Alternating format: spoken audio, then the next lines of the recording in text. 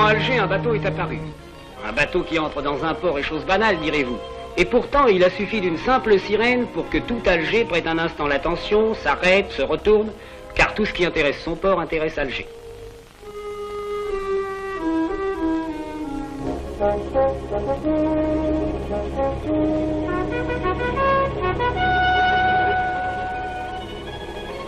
Je n'en veux pour preuve que la ville elle-même, appuyée sur ses collines bien commodément pour des tas de siècles, afin de pouvoir mieux le regarder, et que rien de ce qui s'y passe ne lui échappe. Alger n'ignore pas en effet ce qu'elle lui doit. Elle lui doit d'exister et d'être ce qu'elle est aujourd'hui. Car cette ville immense, cette capitale, n'était il y a environ 3 siècles qu'un modeste village au bord de la mer. Ses habitants l'appelaient El Jezaïr, les îles, en raison de quelques îlets minuscules qui s'étendaient devant, quelques rochers dont l'un seulement pouvait mériter le nom d'îlot. C'est pourtant par cet îlot qu'El Jezaïr devait entrer dans l'histoire. En 1509, l'Espagne, alors grande puissance coloniale, s'en empara et construisit une forteresse destinée à protéger ses navires de commerce contre les pirates qui parcouraient la Méditerranée. L'îlot, promu place forte, fut baptisé le Peñón, le gros rocher. 20 ans plus tard, un célèbre corsaire turc, Khayr ed-Din, surnommé Barberousse, s'installa en maître à El Jezaïr et réussit à chasser les Espagnols de leurs rochers. Pour éviter leur retour, en même temps que pour créer un abri pour ses navires, il entreprit aussitôt de relier l'îlot à la terre ferme par une jetée que 30 000 esclaves construisirent en 2 ans. Ainsi se réalisa la première ébauche de ce qui allait devenir le port d'Alger.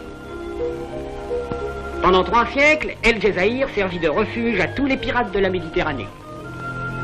À l'abri de ce havre minuscule, ils déchargeaient leur butin, tandis que marins et passagers étaient vendus comme esclaves ou, quand la prise en valait la peine, échangés contre rançon.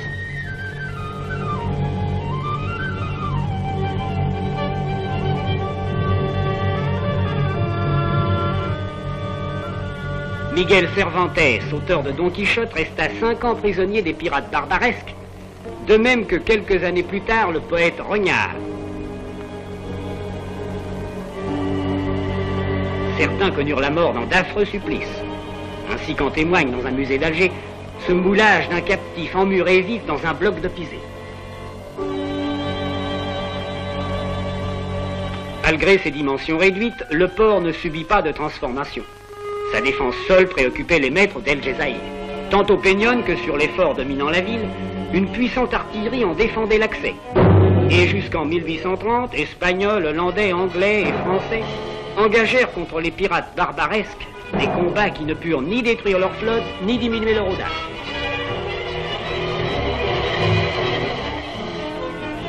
Après le débarquement de la flotte française à Sidi Ferruc et l'entrée des Français à Alger, le premier souci du nouveau gouvernement fut de faire de la Darse un port digne de ce nom. 5 ans après la prise d'Alger, une violente tempête au cours de laquelle furent broyés 18 navires montra à quel point ce port primitif était dangereux pour une flotte importante.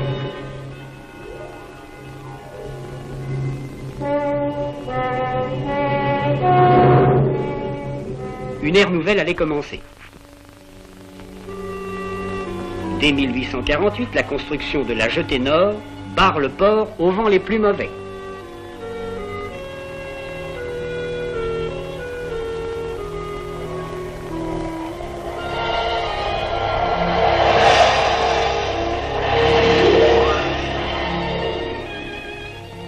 En 1870, avec l'achèvement de la jetée est, Alger possède un vaste bassin bien protégé de tous côtés. Parallèlement à son port, Alger se développe et s'étend vers le sud. La mosquée de la pêcherie, dont la mer venait battre les murs, en est désormais séparée par un large quai. Tandis qu'à la place des anciennes falaises, un grand boulevard est construit. Mais le port grandit toujours. En 1914, un nouveau bassin est né, le bassin de l'Agat.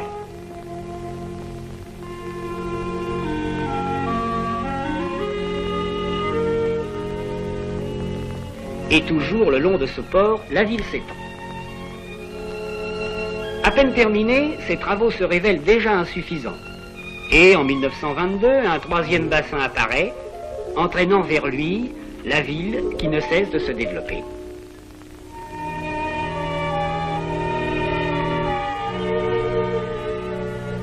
Ayant grandi ensemble et parallèlement, Alger et son port révèlent les mêmes contrastes.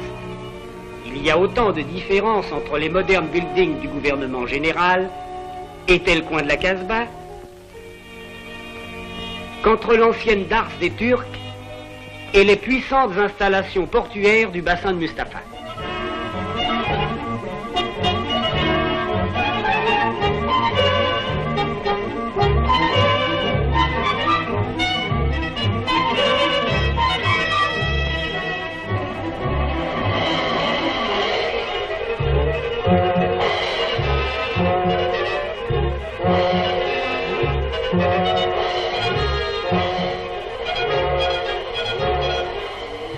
Tel qu'il est aujourd'hui, par son importance, son trafic, ses vastes entrepôts, le port d'Alger a fait de l'Algérie le premier fournisseur de la France. En parcourir les 6 kilomètres de quai, c'est découvrir toute l'Algérie laborieuse, tout le travail de son sol et de son sous-sol. Du fond du sol algérien viennent le gypse, le fer, le plomb, le manganèse, le zinc, les phosphates.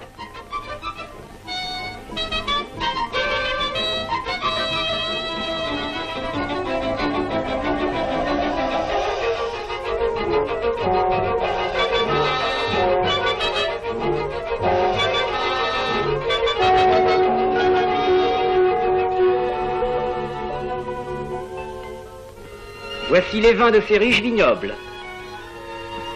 L'alpha des steppes. Le blé des plaines immenses.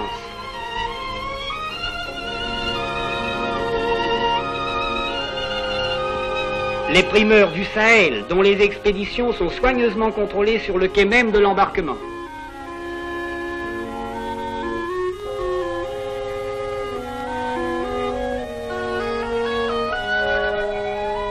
Voici enfin les fruits pleins de soleil, oranges, mandarines et citrons, et les dattes des oasis.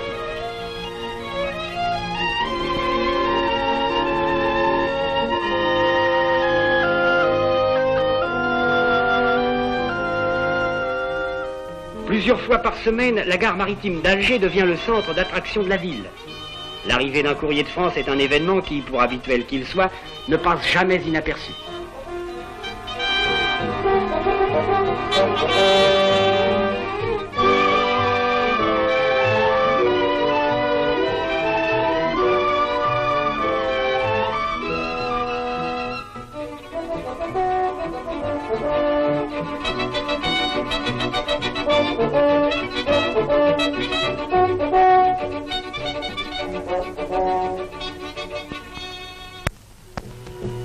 Premier port de voyageurs de l'Algérie, Alger est aussi, depuis l'ouverture du canal de Suez, un important port d'escale. Situé à mi-chemin entre la mer du Nord et Port Saïd, c'est en effet un point de relâche normal pour les bateaux de toute nationalité faisant route vers le Proche et l'Extrême-Orient.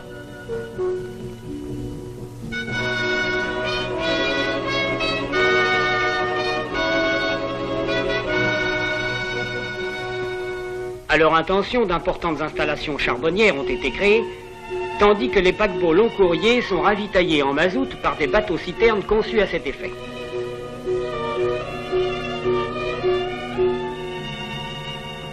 Même en Algérie, le brouillard rend parfois la navigation dangereuse. Aussi, à quelques kilomètres d'Alger, s'élève maintenant le radiophare du cap Caxine. Par temps de brume, un indicatif émis automatiquement toutes les 4 minutes permet aux navires de connaître avec précision leur position par rapport à la côte.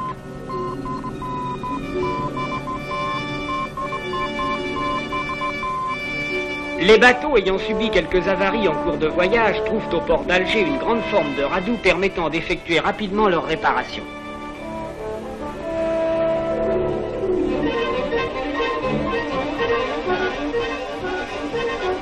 Enfin, un matériel flottant très moderne complète l'équipement du port, tel le ponton mature Atlas que nous voyons ici décharger une locomotive diesel de 120 tonnes,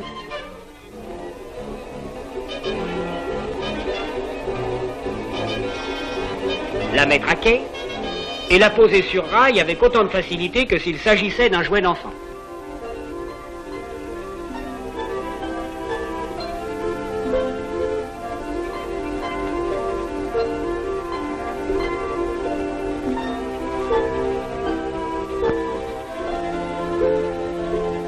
Voici la drague chargée du nettoyage du port.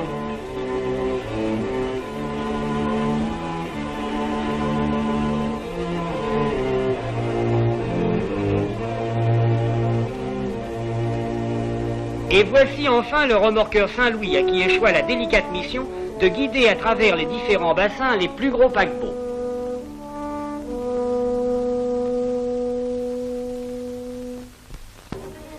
À quelques kilomètres du port maritime, l'aéroport d'Alger, son complément normal, est devenu en peu d'années la plaque tournante des routes aériennes d'Afrique.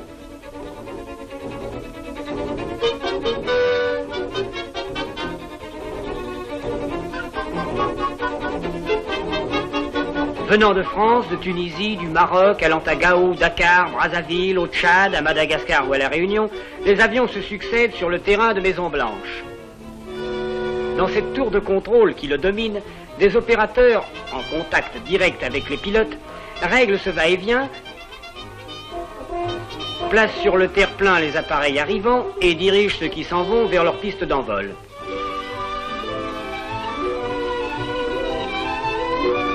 Rien que par la compagnie Air France, plus de 5000 passagers arrivent ou partent ainsi chaque mois de l'aéroport de Maison-Blanche. De même que le port maritime a ses formes de radoux, le port aérien a ses vastes ateliers où les appareils sont vérifiés entre chaque vol.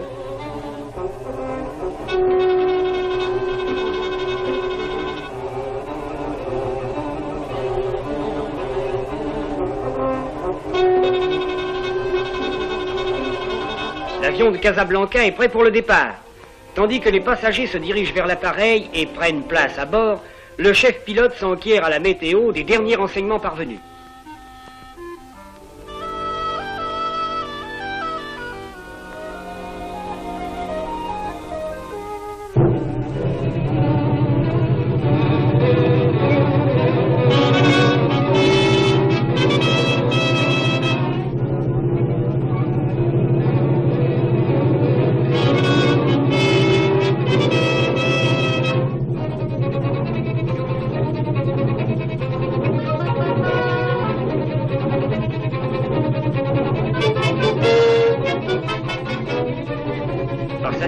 Géographique et grâce aux efforts déjà accomplis, le port aérien d'Alger semble promis à un avenir digne de celui de son grand frère aîné que les passagers de chaque avion peuvent admirer dans toute son ampleur quelques secondes seulement après avoir décollé.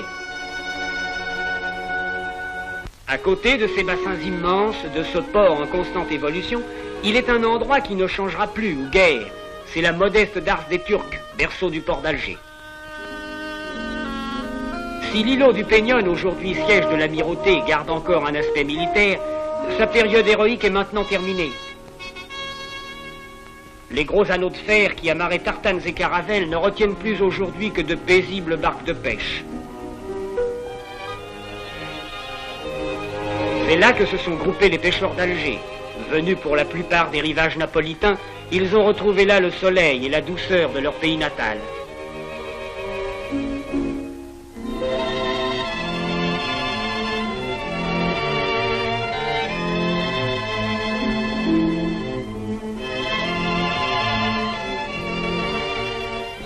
Venant de ports plus lointains, d'autres bateaux se rangent parfois à côté des leurs, et si le soleil qui joue sur leurs coques n'arrive pas à faire oublier aux équipages la rude côte bretonne, pays de la pêche, ils trouvent cependant ici un môle parfaitement aménagé et une poissonnerie modèle.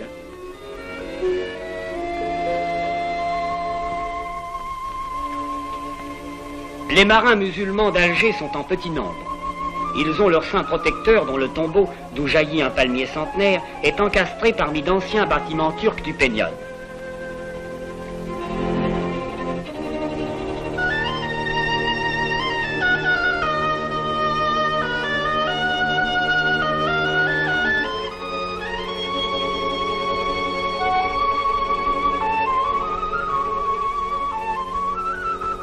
L'eau de la Darse tient de ce saint voisinage des propriétés particulières. C'est pourquoi on peut voir chaque jeudi les femmes musulmanes venir s'y livrer à des ablutions rituelles et remplir des récipients qu'elles emportent précieusement chez elles.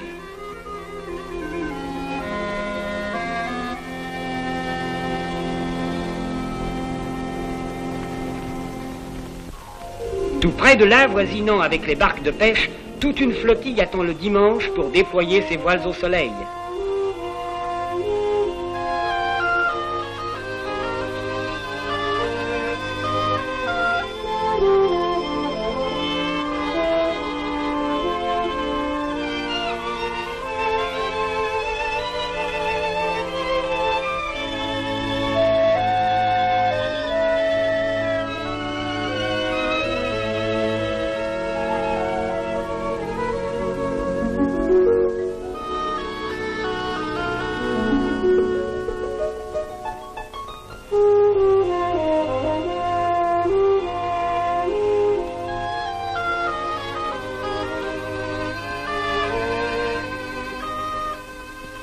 Certains trouvent, sans quitter le port, le moyen de dégourdir leurs muscles ankylosés par une semaine de bureau, et de même qu'il fait vivre toute une population, le port d'Alger lui permet aussi des loisirs variés et adaptés à tous les goûts. Avec plus de fougue mais moins de technique, les femmes s'adonnent aussi aux joies de l'aviron. Alors que d'autres, mollement étendus sur le ciment d'une jetée, préfèrent le bain de soleil et le repos intégral aux vanités des compétitions. Mais tandis que celles-ci continuent à s'époumoner sur leurs rames avant de s'écrouler sur la ligne d'arrivée, laissez-moi vous dire, pour vous rendre jaloux, que ces images ont été prises en décembre, alors que depuis longtemps déjà vous ne sortiez plus qu'emmitouflés dans vos pardessus et vos fourrures, et que la seule idée d'un bain froid aurait suffi, j'en suis sûr, à vous donner une congestion.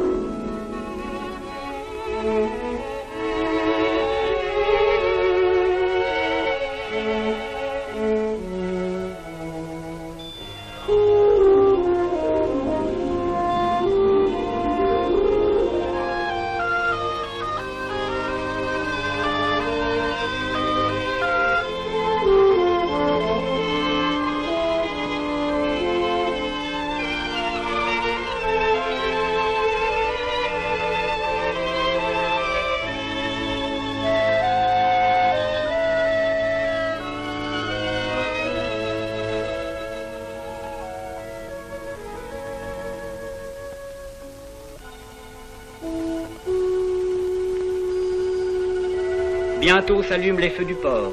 Alger, dans la pénombre, se repose de l'éblouissante lumière de la journée. Et sur le quai où accostaient jadis au retour de leur course les pirates barbaresques, des amoureux tranquillement se promènent aujourd'hui. Le lendemain matin, comme chaque matin, dès que le soleil se lève derrière les montagnes de Kabylie, tout reprend son animation coutumière.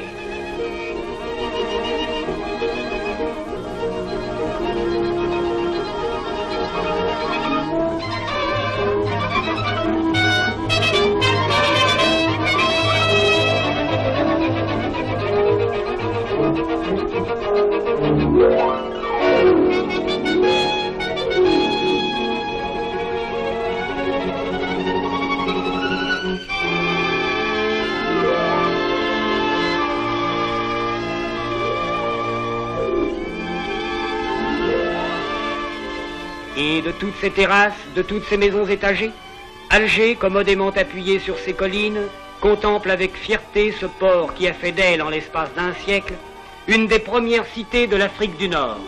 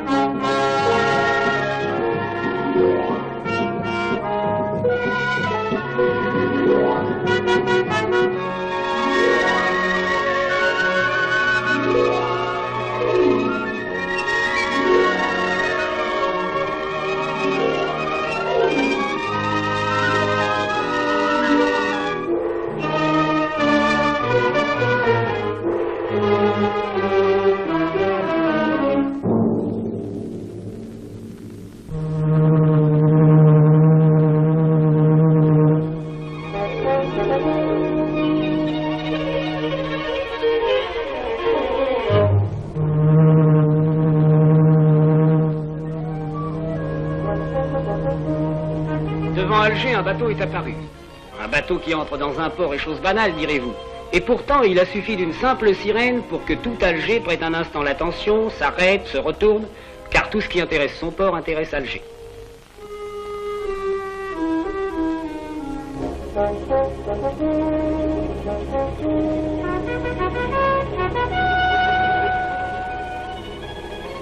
Je n'en veux pour preuve que la ville elle-même, appuyée sur ses collines bien commodément pour des tas de siècles, afin de pouvoir mieux le regarder, et que rien de ce qui s'y passe ne lui échappe. Alger n'ignore pas en effet ce qu'elle lui doit.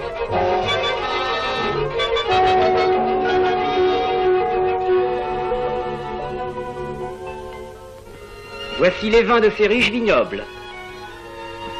L'alpha des steppes. Le blé des plaines immenses.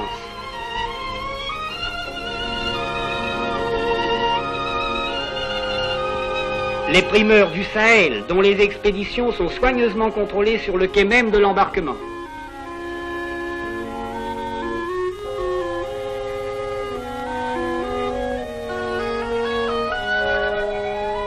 Voici enfin les fruits pleins de soleil, oranges, mandarines et citrons. Et les dattes des oasis.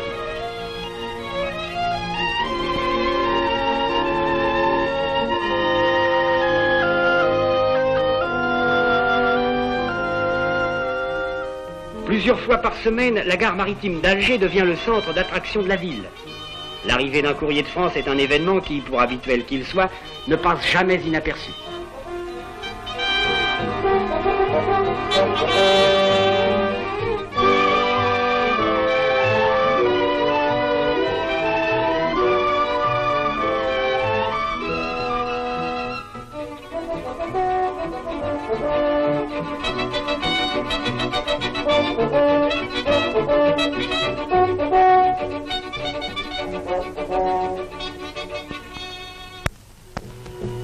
Premier port de voyageurs de l'Algérie, Alger est aussi, depuis l'ouverture du canal de Suez, un important port d'escale. Situé à mi-chemin entre la mer du Nord et Port Saïd, c'est en effet un point de relâche normal pour les bateaux de toute nationalité faisant route vers le Proche et l'Extrême-Orient.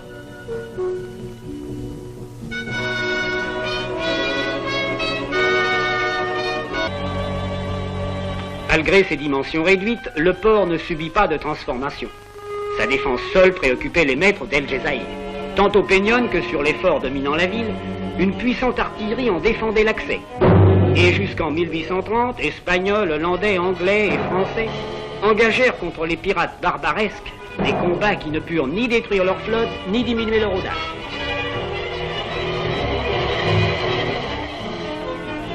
Après le débarquement de la flotte française à Sidi Ferruc et l'entrée des Français à Alger, le premier souci du nouveau gouvernement fut de faire de la Darse un port digne de ce nom.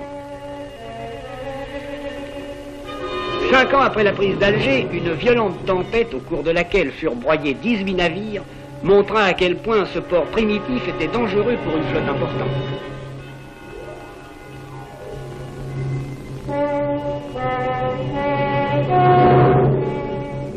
Une ère nouvelle allait commencer. Dès 1848, la construction de la jetée nord barre le port aux vents les plus mauvais.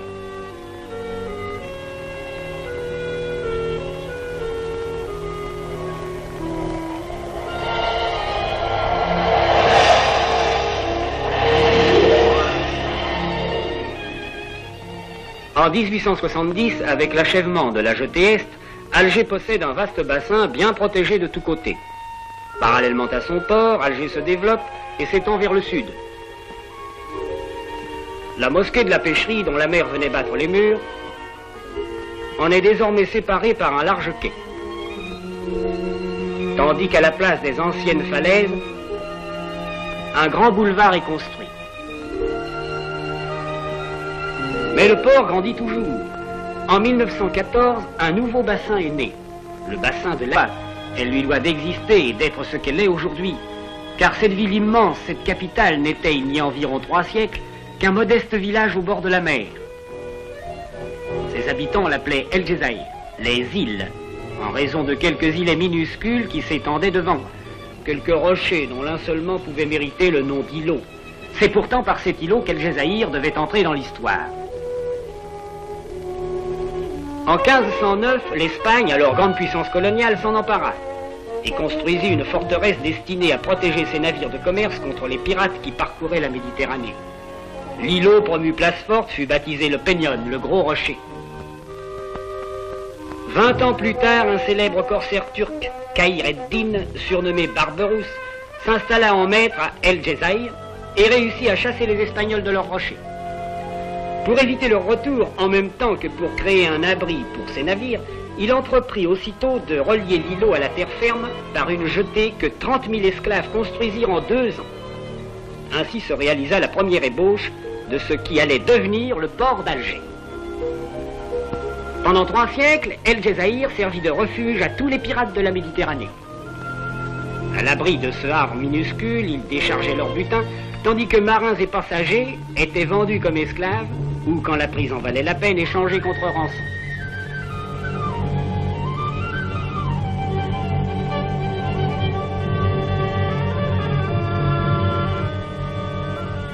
Miguel Cervantes, auteur de Don Quichotte, resta 5 ans prisonnier des pirates barbaresques, de même que quelques années plus tard le poète Rognard.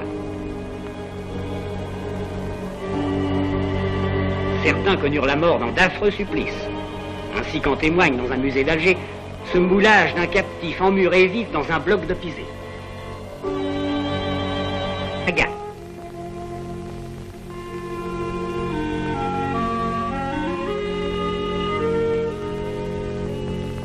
Et toujours le long de ce port, la ville s'étend. À peine terminés, ces travaux se révèlent déjà insuffisants. Et en 1922, un 3e bassin apparaît, entraînant vers lui la ville qui ne cesse de se développer.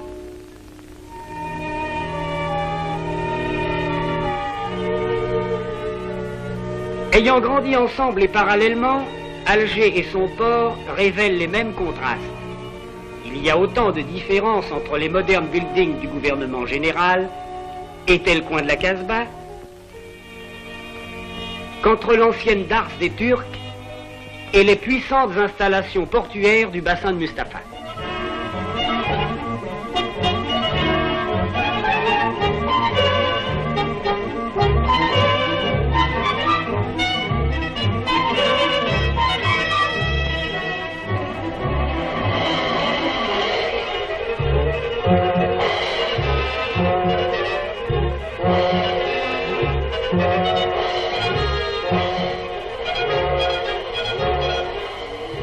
Tel qu'il est aujourd'hui, par son importance, son trafic, ses vastes entrepôts, le port d'Alger a fait de l'Algérie le premier fournisseur de la France. En parcourir les 6 kilomètres de quai, c'est découvrir toute l'Algérie laborieuse, tout le travail de son sol et de son sous-sol. Du fond du sol algérien viennent le gypse, le fer, le plomb, le manganèse, le zinc, les phosphates,